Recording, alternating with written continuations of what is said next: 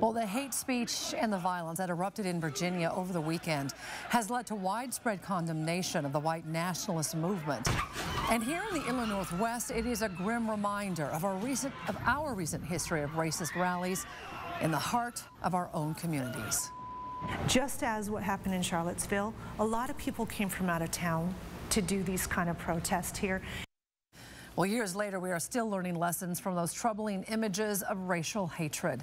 The Kootenai County Task Force on Human Relations says that events that transpired in Charlottesville were a flashback to Aryan Nations rallies in downtown Coeur d'Alene. KXLY4's Caroline Flynn has our in-depth coverage tonight. She's live in Coeur d'Alene with what the task force does to prevent any events like Charlottesville from happening close to home. Caroline? Well, it was less than 20 years ago, members of the Aryan Nations used to march down the streets of Coeur d'Alene in protest, just as thousands did in Charlottesville this past weekend.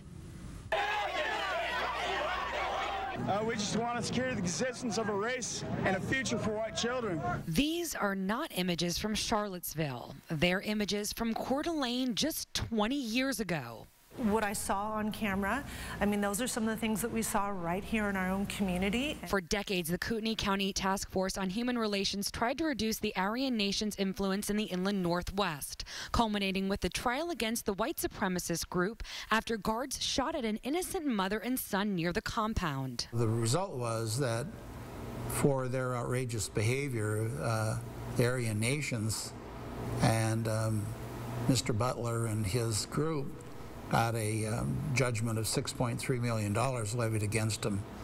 And in response to that, they filed bankruptcy. To keep marches from turning violent, they learned very early on to never participate in their events. If the protesters and the marchers are understood as putting on a play, and if there's nobody to watch the play, there's no play. They would create alternative events from a distance, like a birthday party for the Idaho Human Rights Commission. While the Aryan Nation headquarters are long gone, that doesn't mean hate doesn't exist in Idaho today. Well, I just had a phone call an hour ago. The call came from an African-American man who thought he'd been targeted by local law enforcement. Since I am retired law enforcement, I was able to have a really good conversation with him and help him through some of the different reasons for a stop. The number one thing is to be vigilant at all times. Now, one way that they do that is by promoting different activities. Next weekend, they'll have a booth at the North Idaho Fair, and in October, they're going to co-sponsor an international conference at Gonzaga. Live in Coeur d'Alene, Caroline Flynn, KXLY4 News. Thank you, Caroline. The Southern Poverty Law Center has identified more than 900 hate groups throughout the U.S. As you can see on this map, 5 have been identified in eastern Washington and North Idaho. The center was instrumental in taking down the Aryan Nations in Hayden in 2000.